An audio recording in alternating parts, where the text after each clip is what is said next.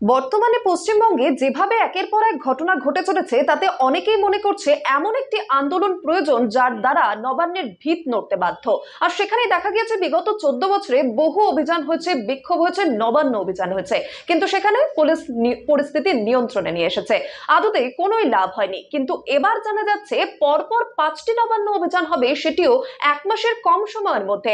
আর এই খবর প্রকাশ্যে আসতে ওয়াকিবহাল মহল মনে করছে যদি এই আন্দোলনের তীব্রতা প্রকট হয় তবে নবান্নের ভিত নড়তে বাধ্য। এই খবরটি নিবেদন করছে স্বামী বিবেকানন্দ ইউনিভার্সিটি, আপনার সন্তানের স্বপ্নের ভবিষ্যৎ গড়ে তোলার একমাত্র সঠিক ঠিকানা।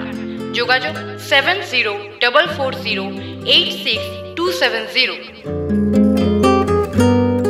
বর্তমানে পশ্চিমবঙ্গে যেভাবে একের পর এক ঘটনা সামনে আসছে তাতে অনেকেই বলছেন এমন একটি আন্দোলন প্রয়োজন যেটা নবান্নের ভিত আলগা করে দেবে। যদিও বিগত 14 বছরে বহু আন্দোলন হয়েছে, এখনো চলছে, এমনকি নবান্ন অভিযানও করেছে অন্যান্য রাজনৈতিক দলগুলো, কিন্তু তাতে তেমন কোনো প্রভাব পড়েনি। পুলিশ জল কামান, কাঁদানি, গ্যাস ছুড়ে থামিয়ে দিয়েছে। তাতে বড়জোর কয়েকটা খবর তৈরি হলেও দমানো যায়নি। কিন্তু এবার নাকি 5টি নবান্ন অভিযান হতে চলেছে, সেটি নাকি আবার 1 মাসের কম সময়ের মধ্যে। ওয়াকিবহাল মহল বলছে যদি এই তীব্রতা সেই জায়গায় পৌঁছয় তবে নবান্নের ভিত নড়তে বাধ্য। এমনকি এর মাধ্যমে সরকারের কার্যকলাপ যেমন সামনে আসবে, সাধারণ মানুষের কাছে তেমন ভাবেই বিরোধীরা কি ভাবছে, তারা কি করতে চায় সেটা পরিষ্কার হবে। তবে কি 2026-এর বিধানসভা নির্বাচনের আগেই খেলা ঘুরে গেল বঙ্গে? কেউ কেউ আবার কটাক্ষ করে বলছেন বিসর্জনের বাদ্যি বেঁচে গিয়েছে। ইতিমধ্যেই কি জানা যাচ্ছে এই বিষয়ে? চলুন আলোচনা করা যাক। জানা যাচ্ছে 14ই জুলাই চাকরিহারাদের নবান্ন অভিযান। ইতিমধ্যে সুপ্রিম নির্দেশে চাকরি চলে গিয়েছে প্রায় 26,000 শিক্ষকের। যোগ্য অযোগ্য বাছাই করা যায়নি, এতে ক্ষোভ বেড়েছে চাকরিহারাদের।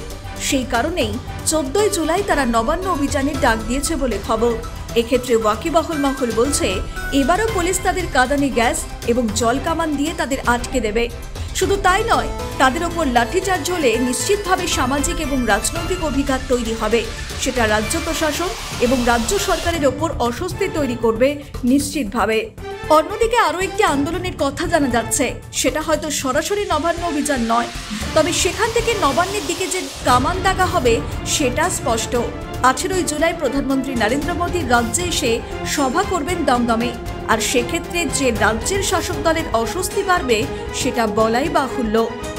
এদিকে তার দুদিন পর 21শে জুলাই বাংলার প্রত্যেকটা গণমাধ্যমের নজর তৃণমূলের জনসভার দিকে। কিন্তু তৃণমূলকে সেই ফুটেজ দিতে নারাজ বিরোধী দলনেতা শুভেন্দু অধিকারী। তিনি নাকি উত্তরকন্যা অভিযান করছেন। এমনিতেই উত্তরে বিজেপির শক্ত ঘাঁটি, এবার সেই অভিযান করলে খানিকটা চাপে থাকবে শাসক দল, বলছেন ওয়াকিবহাল মহল।